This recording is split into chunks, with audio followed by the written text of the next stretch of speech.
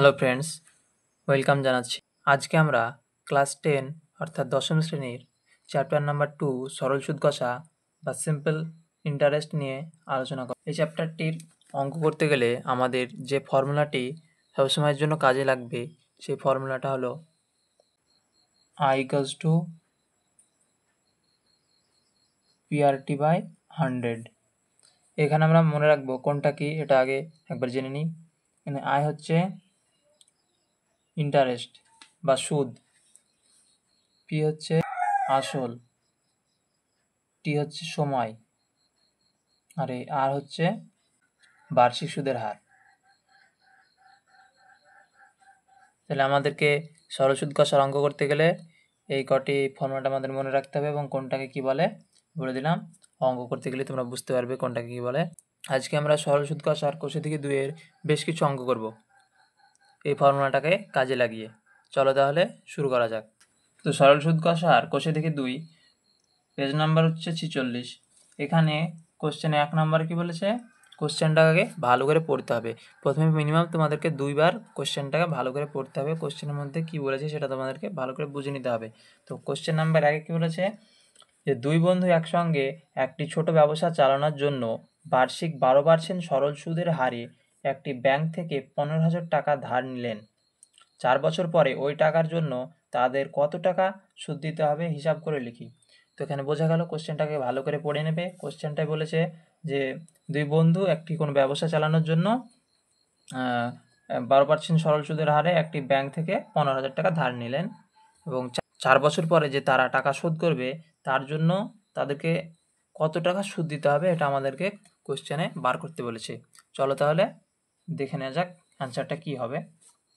তো আমাদেরকে আমি প্রথম অঙ্কটা তোমাদেরকে ভাষা অনুযায়ী লিখে দেবো ঠিকভাবে, যেভাবে পরীক্ষার খাতায় তোমরা লিখবে সেভাবেই আমি লিখে দেবো। তো প্রথমে তোমাদেরকে লিখতে হবে, লিখে দিই,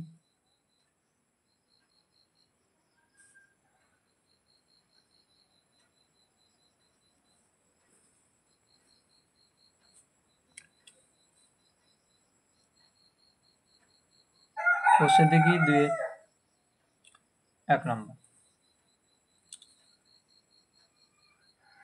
আমি যেভাবে লিখছি তোমরা সেভাবেই লিখবে। এখানে আসল বা মূলধনও লিখতে পারো, ব্র্যাকেটে লিখবে পি। আসল বা মূলধন কত টাকা, 15,000 টাকা। লিখবে বার্ষিক সুদের হার,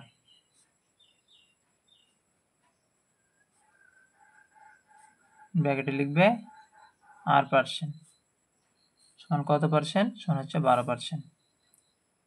এবং লিখবে সময়, ব্র্যাকেটে টি, লিখবে 4 বছর। এবং আমাদের কি বার করতে হবে, আমাদেরকে বার করতে হবে সুদ বা ইন্টারেস্ট, এটা আমাদের বার করতে হবে। তো এখানে জিজ্ঞাসা চিহ্ন দিয়ে দিলাম। এবার লিখতে হবে, আমরা জানি, তো আমরা কি জানি, ফর্মুলাটা লিখে দেবো, I সমান PRT by 100। এবার মানগুলো বসিয়ে দিলে এখানে P সমান 15,000 টাকা, R সমান 12, আর T সমান 4, মানে 100। এখানে দুটো শূন্য কেটে গেল। ক্যালকুলেশন করে নেবে, এখানে 15কে 12 দিয়ে গুণ করলে কত, 180, আর একটা শূন্য, 180 মানে 1800, 1800কে 4 দিয়ে গুণ করলে কত হবে, 7,200। অ্যান্সার অতএব দিয়ে লিখে দেবে যে 4 বছর পরে ওই টাকার জন্য তাদের 7,200 টাকা সুদ দিতে হবে, এগুলো তোমরা লিখে দেবে। এভাবে তোমরা যদি অঙ্কটা পরীক্ষা খাতায় লিখতে পারো তোমরা ফুল নাম্বার পেয়ে যাবে। তো অঙ্কর লেখার প্রসেসটা তোমরা দেখে নাও, একদম সহজ পদ্ধতি। প্রথমে আসল বা মূলধন যেগুলো বলেছে সেগুলো লিখে দেবে, তারপর ফর্মুলাটা পুট করবে এবং ফর্মুলায় মানগুলো পুট করে দেবে এবং অ্যান্সার বেরিয়ে চলে আসবে। চলে যাব নেক্সট কোয়েশ্চেনে। নেক্সট কোয়েশ্চেনে কি বলেছে, কোশ্চেনটাকে ভালো করে পড়তে হবে, এটা বারবার বলছি, কোশ্চেনটা মনোযোগ সহকারে পড়বে, যে কোশ্চেনটা কি বলেছে তোমাদেরকে সেটা বুঝতে হবে। নেক্সট কোশ্চেনে বলেছে 2005 সালের পয়লা জানুয়ারি থেকে 27শে মে পর্যন্ত বার্ষিক 6% সরল সুদের হারে 2000 টাকার সুদ কত হবে নির্ণয় করি। তো আমাদেরকে এইটা বার করতে বলেছে। তো আমরা ঠিক সেইভাবে লিখে নেব যেখানে কোন কি বলে দেওয়া আছে। তো লিখব এখানে আসল বা প্রিন্সিপাল থেকে ব্র্যাকেটে পি বা মূলধন লিখতে পারো তোমরা। কত বলেছে 2000 টাকা। সাইডে কিন্তু এককগুলো দিয়ে দেবে, ওটার প্রথমটা অঙ্ক দেওয়া হয়নি, তোমরা প্রত্যেকটার অঙ্ক দিয়ে দেবে। এখানে টাকা বলেছে টাকা, সময়ের ক্ষেত্রে বছর, মোট সুদ আয় বার করতে বলেছে, তাই জিজ্ঞাসা চিহ্ন দিয়ে দিলাম। সুদের হার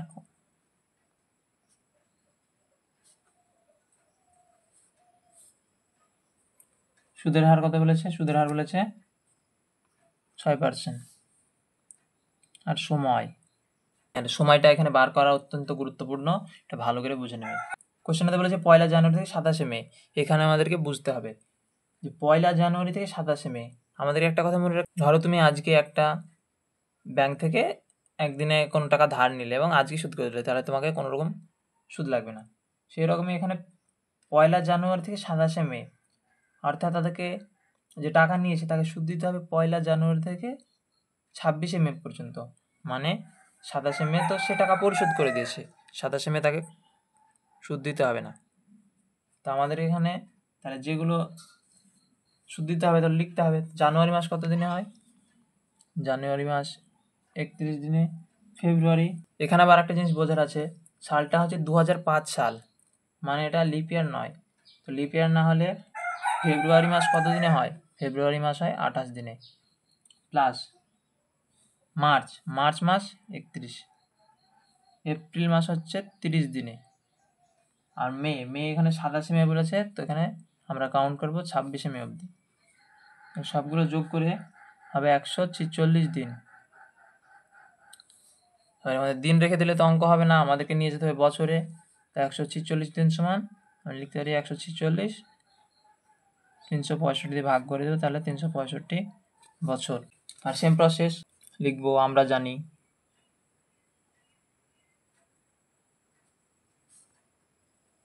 আয় সমান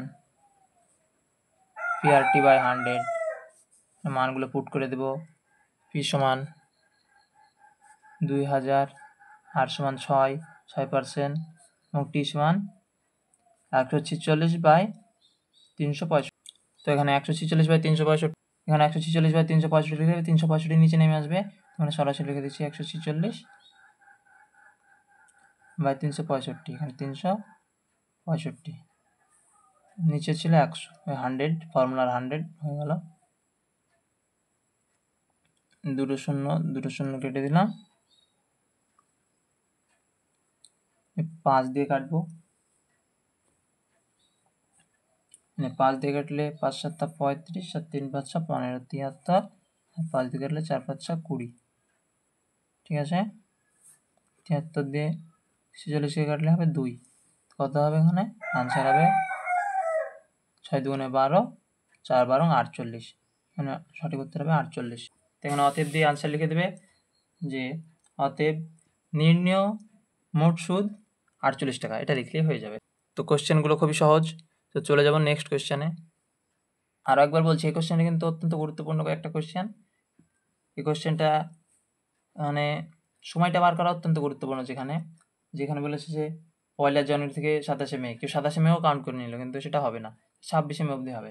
সে 27শে মে তো সে টাকা দিয়ে দিল, 27শে মে তো তাকে সুদ দিতে হচ্ছে না, তাকে সুদ লাগছে পয়লা জানুয়ারি থেকে 26শে মে অবধি। তো আমরা কাউন্ট করবো পয়লা জানুয়ারি থেকে 26শে মে। ঠিক আছে, চলে যাব নেক্সট কোশ্চেন নাম্বার 3 কি বলেছে সেটা আমরা পড়ে নেব। বার্ষিক 8.1/3% সরল সুদে 960 টাকার 1 বছর 3 মাসের সববৃদ্ধি মূল কত হবে নির্ণয় করো। সববৃদ্ধি মূল মানে কি? মানে সববৃদ্ধি মূল মানে কিছুই না, সুদটা বের করে নিয়ে আসলের সাথে যোগ করে নেব, এটা সববৃদ্ধি মূল, এটাকে সুদ আসলে বলা হয়। সববৃদ্ধি মূল বলে সেখানে মানে সুদ প্লাস আসল, এটা হচ্ছে সববৃদ্ধি মূল বা সুদ আসল। তো এখানে আমরা প্রথমকার অঙ্কের মতো লিখে নেব, এখানে কী কী দেওয়া আছে। তো এখানে আসল ব্র্যাকেটে পি সমান দিয়ে আছে 960 টাকা।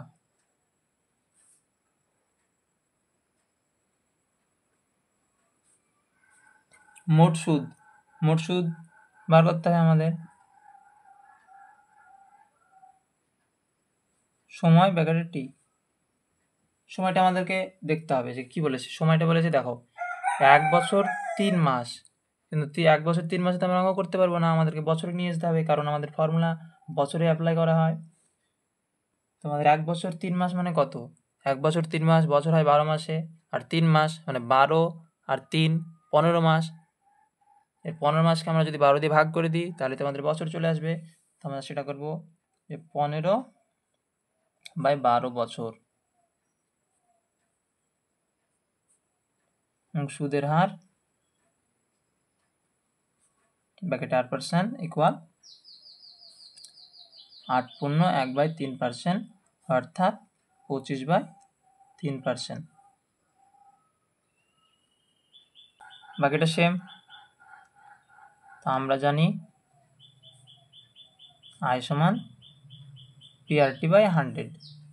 এবার মানগুলো এখানে বসিয়ে দেবো, তাহলে হয়ে যাবে। এখানে আসল বলেছে 960 ইন্টু আর কত, আর বলেছে 25/3, মানে 25, নিচে 3টা নামিয়ে নিলাম।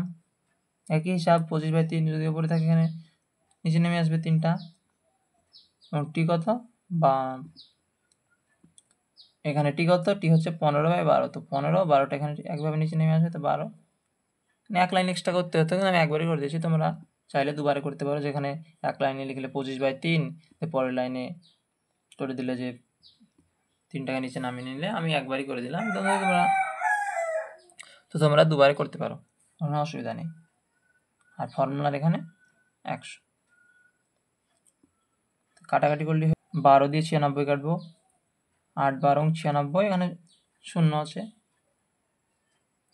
3 5 15, 25 দিয়ে 100 কাটবো, 4 25 100, হ্যাঁ 4 দিয়ে 80কে কাটবো, তা 20।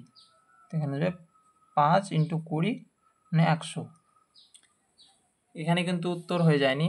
অনেকে ভাববে যে আয় বেরিয়ে গেছে মানে 100, তাহলে উত্তর হবে 100। কিন্তু এখানে মনে রাখতে হবে কোশ্চেনে কি বলেছে। কোশ্চেনে বলেছে সববৃদ্ধি মূল, অর্থাৎ সুদ প্লাস আসল। আগের কোশ্চেনে কি বলেছিল যে সুদ কত, যে 2000 টাকা সুদ কত কি 3000 টাকা সুদ কত। এখানে বলেছে যে সুদ আসল কত, অর্থাৎ সববৃদ্ধি মূল কত, মানে সুদ প্লাস আসল। তাহলে এখানে লিখতে হবে অতএব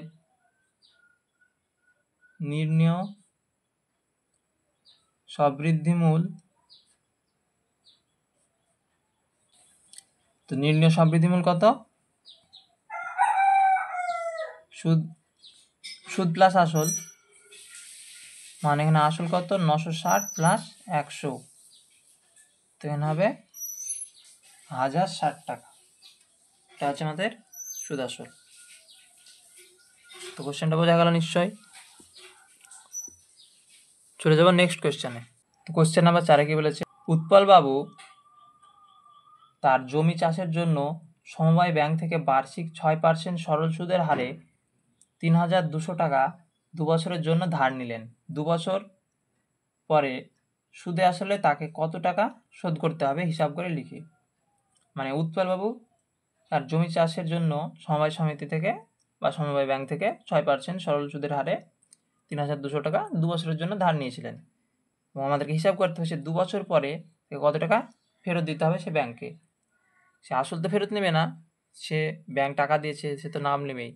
এই লাভটা হচ্ছে সুদ। কোনো ব্যাংক ধরো কাউকে ধার দিলে 100 টাকা, কিন্তু সে তো এমনি 100 টাকা দেবে না, তারও তো একটা লাভ নেবে। সে 100 টাকা ধার দিল এবং বললো যে তুমি আমাকে 2 বছর পর 120 টাকা ফেরত দেবে, তো 20 টাকা তার লাভ হলো। এই যে লাভ, এই লাভটা হচ্ছে সুদ, অন্য কিছু না।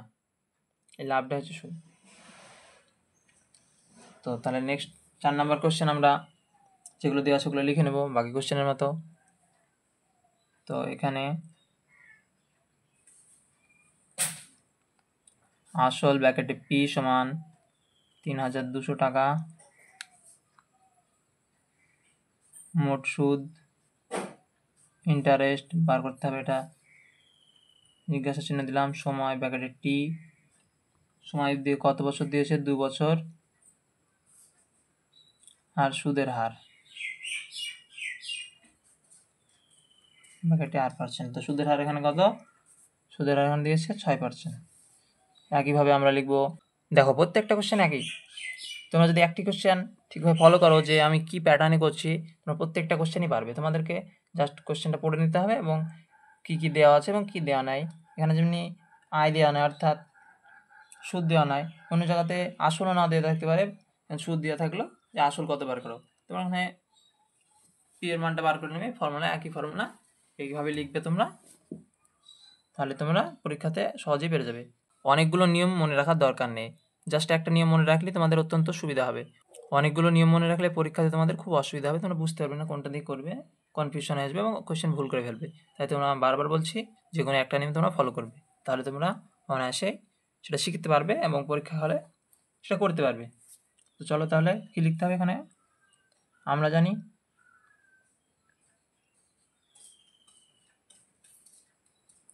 আই সমান PRT/100, মানগুলো বসিয়ে দেবো। পি কত 3200, আর হচ্ছে 6% আর টি হচ্ছে 2, এখানে ফর্মুলার 100, দুটো শূন্য কেটে গেল, 6 দুগুণে 12, 12 × 32, 384। কোশ্চেনটা আমাদেরকে দেখতে হবে কি কোশ্চেনটাতে উত্তর চেয়েছে। আমরা সরাসরি এখন উত্তর লিখবো না যে অতএব নির্ণেয় মোট সুদ এত টাকা 384 টাকা, এটা আমরা লিখবো না। কোশ্চেনটা আগে ভালো করে ফলো করবো যে কোশ্চেনটাতে কি বলেছে। কোশ্চেনটাতে বলেছে যে 2 বছর পরে সুদে আসলে, এখানে বলে সুদে আসলে, মানে সুদ প্লাস আসলে লিখতে হবে, তোমাদের সুদ লিখলে হবে না, সুদ আসলে বা সবৃদ্ধিমূল্য বলতে পারতো। আগে কোশ্চেনে যেমন বলেছিল সবৃদ্ধিমূল, এবং এই কোশ্চেনটাতে বলেছে সুদে আসলে, মানে সুদ প্লাস আসলে। মানে বলতে চাইছে কোশ্চেনটাতে উৎপলবাবু যে 3200 টাকা সমবায় সমিতি থেকে ধার নিয়েছিল, সে যখন ফেরত দেবে, সে তো শুধু সুদটাই ফেরত দেবে না বা শুধু আসলটাই ফেরত দেবে না, সে সুদও ফেরত দিতে হবে, তাকে আসলও ফেরত দিতে হবে। তো 2 বছর পরে তাকে মোট কত টাকা ফেরত দিতে হচ্ছে সেটা হিসাব করতে বলেছে, মানে সুদ প্লাস আসল এটা হিসাব করতে বলেছে। তো অতএব দিয়ে আমরা উত্তর লিখব, অতএব দিয়ে উত্তর লিখবো যে অতএব নির্ণেয় সুদ আসল, বা তোমরা লিখতে পারো যে 2 বছর পরে সুদে আসলে উৎপল বাবুকে লিখবে 2 বছর, এখানে এভাবে লিখবে, আমি লিখছি না, যে 2 বছর পরে উৎপল বাবুকে সুদে আসলে ফেরত দিতে হবে, দিয়ে লিখে ব্র্যাকেট দিবে এবং লিখবে সুদ প্লাস আসল, মানে আসল কত 3200 প্লাস 384 টাকা, এবং সমান নিচে সমান দিয়ে তোমরা যোগ করে বসিয়ে দেবে। মানে যোগ করলে কত হবে, মানে যোগ করলে হবে 3200 প্লাস 384 যোগ করলে হবে 3584 টাকা। তো আমাদেরকে দুটো জিনিস মনে রাখতে হবে যে কোনো কোনো অঙ্কে চাইছে যে সুদ বার করো, আবার কোনো কোনো অঙ্কে চাইছে সুদ আসল বার করো বা সবৃদ্ধিমূল বার করো, বা এটা না বলতে পারে, যে বলতে পারে বছরের শেষে তাকে কত টাকা ফেরত দিতে পারে, এরকম যদি থাকে তোমাদের বুঝে নিতে হবে সুদ আসল বার করতে বলেছে। যদি বলে যে 2 বছর পর তাকে কত টাকা সুদ দিতে হবে কোশ্চেনে বলে দেয়, তাহলে তোমাদের হয়তো যে সেটা সুদ বার করতে বলেছে। আশা করি তোমরা কোশ্চেনগুলো তোমরা ভুল করবে না, পরীক্ষার হলে সহজেই করতে পারবে।